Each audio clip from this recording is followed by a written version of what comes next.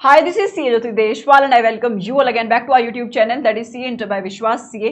September 2025 exams are over और जैसे ही attempt जाता है नया अटेम्प्ट आने की तैयारी शुरू हो जाती है और जिन बच्चों का अटेम्प्ट जैन 2026 के अंदर है अब उनके ऊपर प्रेशर थोड़ा सा बिल्डअप होना शुरू हो गया होगा क्योंकि अब चीज़ें थोड़ी सी रियल हैं कि अभी वो अटेम्प्ट जा चुका है पुराना अटेम्प्ट, अभी आपका अटेम्प्ट आने वाला है।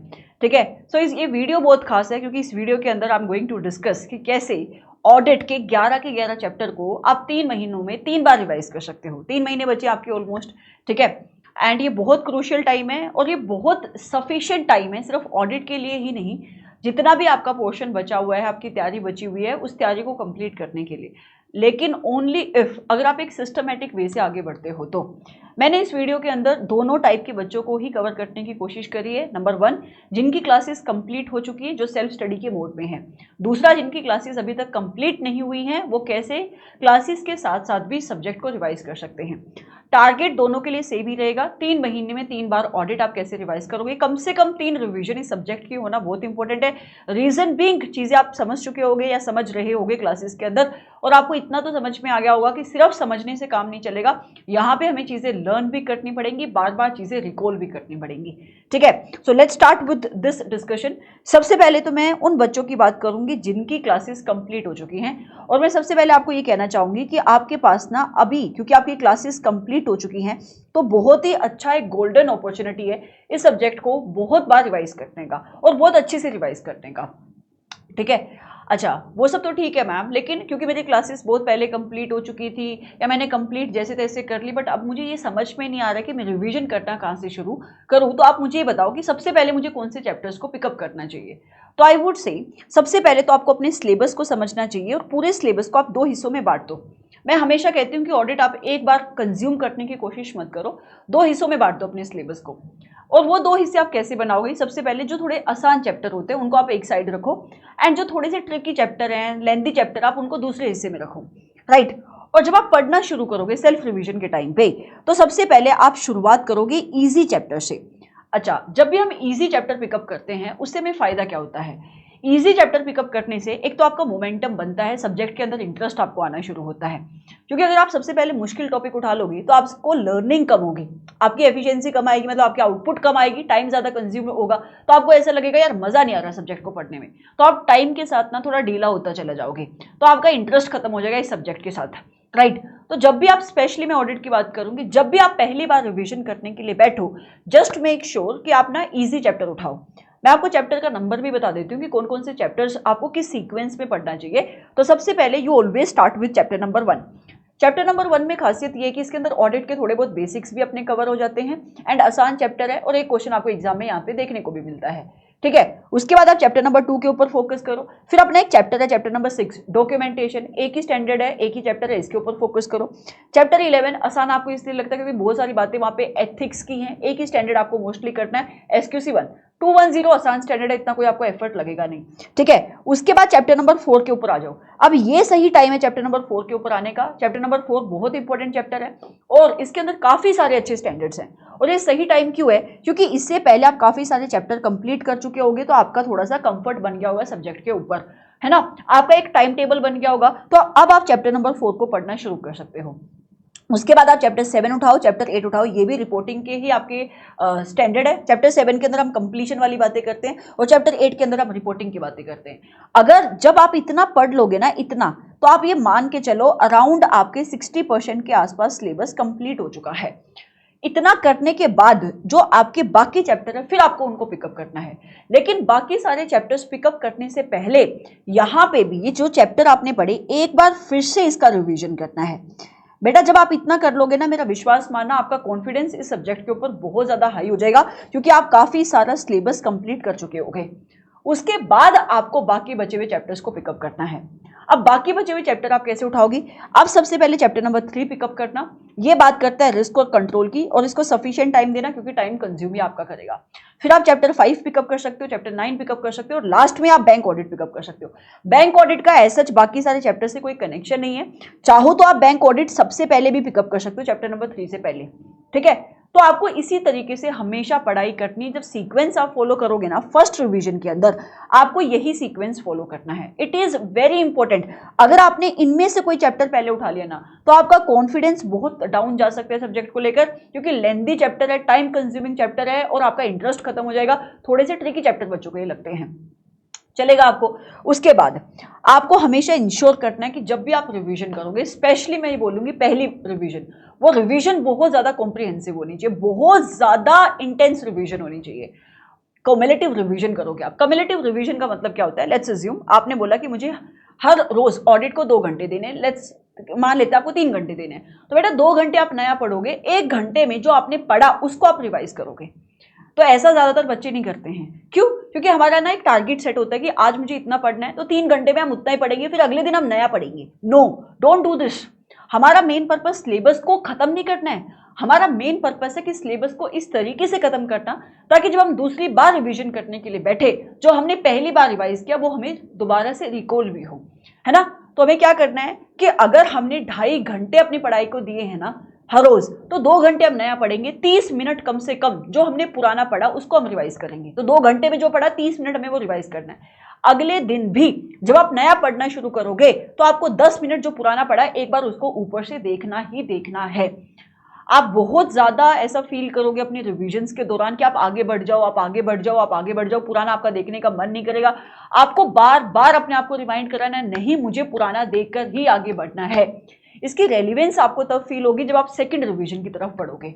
ठीक है, आपको ये बात समझ में आई? अच्छा, दूसरी चीज आपको इंश्योर करना है कि जो पहली रिवीजन है कम से कम नहीं सॉरी मैक्सिमम 30 से लेकर 45 डेज, इतने टाइम के अंदर आपको ये रिवीजन खत्म करनी है। और ऑडिट को रिवाइज करने के लिए it is more than sufficient time.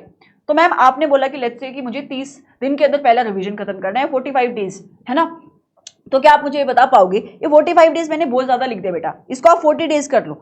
ठीक है, मतलब आपका गोल ये होना चाहिए कि मेरे को 30 दिन के अंदर खत्म करनी है। ये उन बच्चों के लिए है कि जिनका एक आधा कोई चैप्टर पढ़ा था, जिन्होंने पहले कभी नहीं पढ़ा, तो यहाँ पे आपका टाइम लग सकता है, कोई क्लासेस आपकी पेंडिंग है, टाइम लग सकता है, तो मैंने थोड़ा सा उसको बैंडविड्थ बढ़ाया है बस, राइट।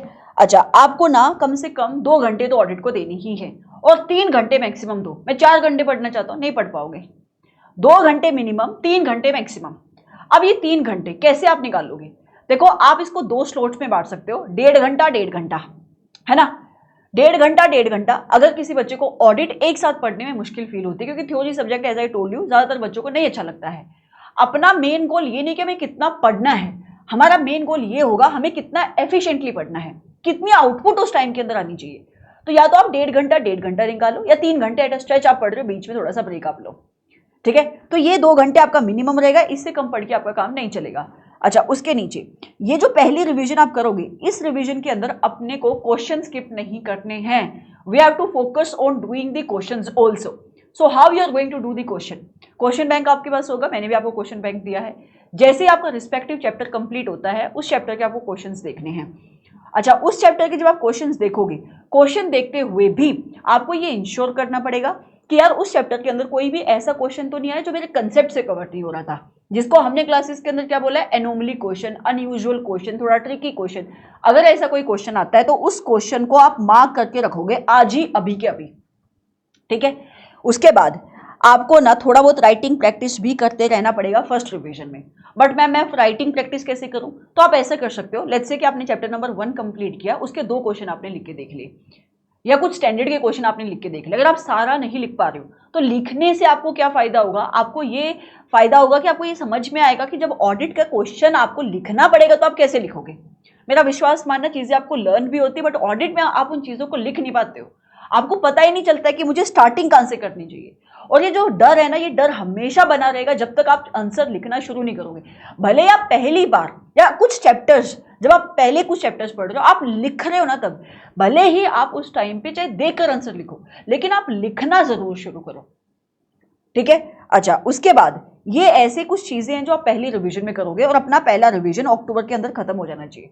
उसके बाद अपना जो सेकंड रिवीजन रहेगा ना, वो नवंबर के आसपास शुरू हो जाएगा। मैं ये मान के चल रही हूँ कि 30 दिन आपने पहले रिवीजन को दिए, तो सेकंड रिवीजन हमें नवंबर के अंदर करना है।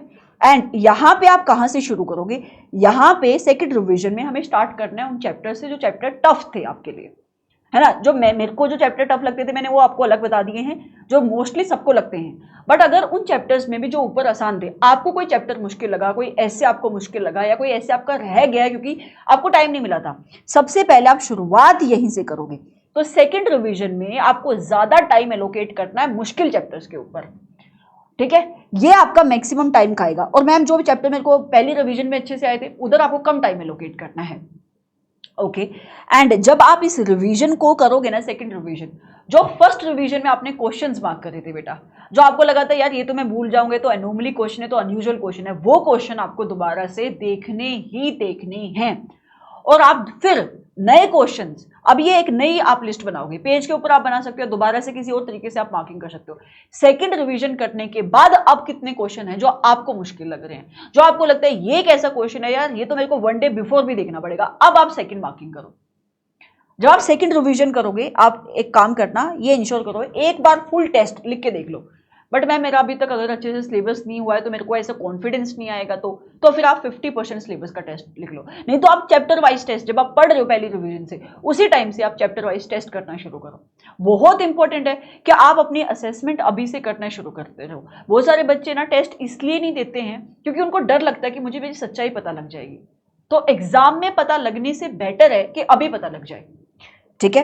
एंड आपको यहाँ पे अपना टारगेट रखना है कि मुझे 2 वीक मैक्सिमम है, इसमें अपना सिलेबस एक बार खत्म करना है, क्योंकि क्या है विद एवरी रिवीजन ये नंबर ऑफ डेज अपने कंप्लीट होने चाहिए।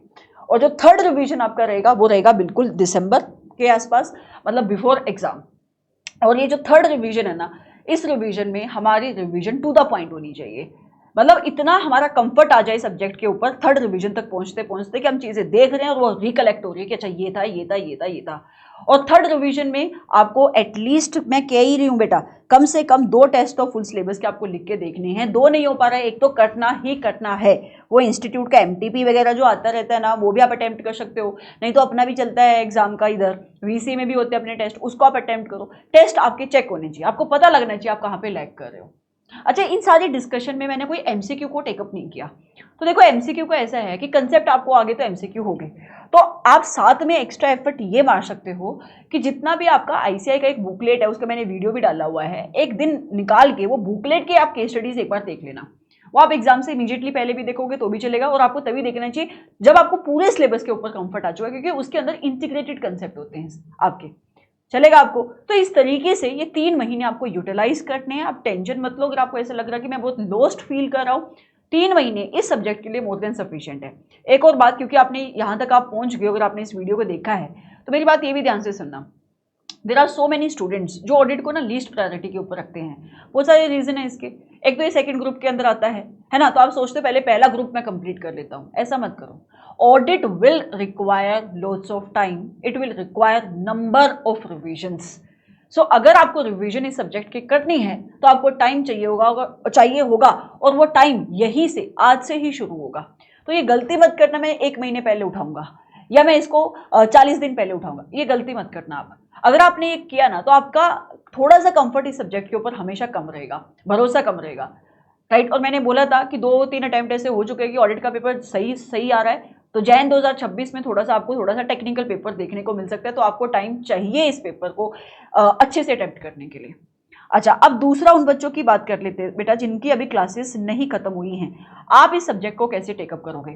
तो आपके लिए भी कोई डिसएडवांटेज नहीं है। क्यों? क्योंकि देखो बहुत सारे बच्चे ऐसे भी होते हैं जो फास्ट ट्रैक बैच लेंगे और फिर क्लासेस देखना शुरू करेंगे, जिनका पेपर नहीं अच्छा हुआ, जो रिजल्ट के बाद भी पढ़ना शुरू करेंगे। उनके लिए भी मैं यही बोलूँगी कि टाइम मोर देन सफिशिएंट है। बट क्या है, क्योंकि आपकी क्लासेस चल रही हैं साथ में, तो आपको इधर थोड़ा सा एक्स्ट्रा एफर्ट अपने को मारना पड़ेगा। तो आपको क्या करना है, आपको सबसे पहले जो भी आप क्लास लगा रहे हो, जस्ट मेक श्योर आपका क्लास के ऊपर पूरा फोकस है। उसका रीजन क्या है, लेट्स से आज अपने क्लास के अंदर कारो पढ़ा, तो आपको कारो इतने अच्छे से समझना है कि जब आप कारो की रिवीजन करने के लिए बैठो तो वो कारो आपका रिवाइज बहुत कम टाइम के अंदर हो जाए।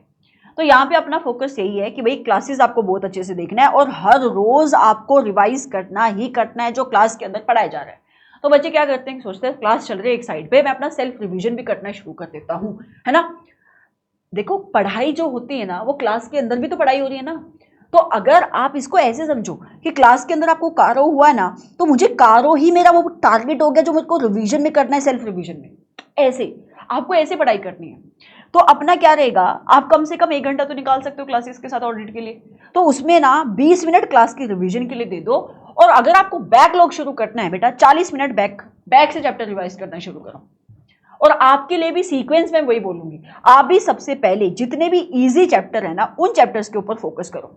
मतलब आप भी चैप्टर 1, चैप्टर 2, चैप्टर 6, चैप्टर 11, 4, 7, 8 इन चैप्टर्स के ऊपर आप फोकस करो। मतलब ये चैप्टर आपका इतने अच्छे से रिवाइज हो जाना चाहिए, आपके लिए भी 1 महीना है कि मैं क्या बोलूं। अच्छा, इसमें से अगर एक आधा चैप्टर आप नहीं भी कर पा रहे हो तो ठीक है, लेट इट बी, क्योंकि आपकी क्लासेस चल रही है ना, आपके पास टाइम कम है। और इसमें से अगर आपने, मैं लेट्स अज्यूम, इसमें से आपने, मान लेते बेटा आपने 2 चैप्टर नहीं भी किया, आपका इतना चैप्टर भी हो गया, बट उसके साथ साथ जो आपकी क्लासेस में आप पढ़ रहे हो उसकी रिवीजन भी तो आप कर रहे हो ना। तो आप समझो, आप उन लोगों के कहीं ना कहीं इक्वल आ जाओगे जिन लोगों की क्लासेस कंप्लीट हो चुकी हैं। It just what matters here is कि कितने अच्छे से आप अपने टाइम की मैनेजमेंट कर रहे हो, राइट। तो ज्यादा टाइम होना मतलब ज्यादा एफिशिएंसी नहीं है, टाइम कम है तो भी आप कैसे उसकी मैनेजमेंट कर रहे हो, वो एक स्मार्ट डिसीजन है। तो आपका भी पहला रिवीजन ऐसे ही खत्म होगा, सेकंड रिवीजन आप बिल्कुल वैसे ही करोगे नवंबर में, जैसे मैंने इनको बताया कि जो भी चैप्टर आपको मुश्किल लगे, सबसे पहले भी आप भी टफ चैप्टर से शुरू करोगे। बट मैम मेरे को तो इधर हो ही नहीं पाया इतने अच्छे से रिवीजन क्लासेस के साथ, फिर आप ऊपर से शुरू करना। मतलब फिर आप वो सीक्वेंस फॉलो करना कि सबसे पहले आसान चैप्टर, फिर आप सेकंड रिवीजन, और फिर आप थर्ड रिवीजन। तो आगे का डिस्कशन आपके लिए बिल्कुल वैसे ही रहेगा जैसे मैंने बताया। जब आप रिवीजन करोगे आपके लिए भी वही सेम बातें एप्लीकेबल होंगी कि आपको भी क्वेश्चन सोल्व करने हैं, आपको भी टेस्ट अटेम्प्ट करने हैं, आपको भी कम्युलेटिव रिवीजन करनी है, इस सब्जेक्ट को आपको भी सीरियसली लेना है, राइट। बस आपके लिए सिर्फ एक ये जो महीना बचा हुआ है ना, अक्टूबर में तो आपकी भी क्लासेस सबकी खत्म ही हो जाएंगी, सिर्फ ये 1 महीना एक ऐसा महीना है जहां पे आपको टाइम की मैनेजमेंट करनी है। उसके बाद आपके पास भी 2 महीने फुल फ्लैश्ड अवेलेबल होंगे पूरा ऑडिट पढ़ने के लिए, और वो 2 महीने का आपको वेट नहीं करना है। अभी जैसे मैंने आपको बताया कि इजी चैप्टर आप अभी खत्म कर दो, फिर आप दूसरी रिवीजन मान के चलना कि अब मेरे को जितने भी मुश्किल चैप्टर है वहां से शुरू करना है, तो फिर आप उसी सीक्वेंस में पढ़ोगे जैसे मैंने इन बच्चों को बताया जिनकी क्लासेस खत्म हो चुकी है। ठीक है, ये बहुत डिटेल्ड मैंने वीडियो बनाई है ये समझाने के लिए कि आप कोई सब्जेक्ट के पढ़ने का अप्रोच क्या है, और इसी स्ट्रेटजी को ध्यान में रखते हुए अब आप अपना प्लान बनाओ कि कैसे मुझे किस दिन के ऊपर क्या पढ़ना है, कितना टाइम मुझे किस चैप्टर को कंप्लीट करने के लिए लगेगा, कितना मेरे को क्वेश्चन सोल्व करने के लिए लगेगा। आपका प्लान इतना डिटेल्ड होना चाहिए कि आपको पता होना चाहिए कि इस डेट तक मेरा सिलेबस खत्म हो जाएगा, इतना मेरा जो आपके सब्जेक्ट है, इतने सब्जेक्ट मेरे खत्म हो जाएंगे। ठीक है, so thank you so much, have a great day night, जब भी जिस भी टाइम आप इस वीडियो को देखो। Thank you so much, I hope कि ये वीडियो आपकी हेल्प करेगा, एंड आई रियली होप कि आप बहुत अच्छे मार्क्स से पास हो। Bye bye.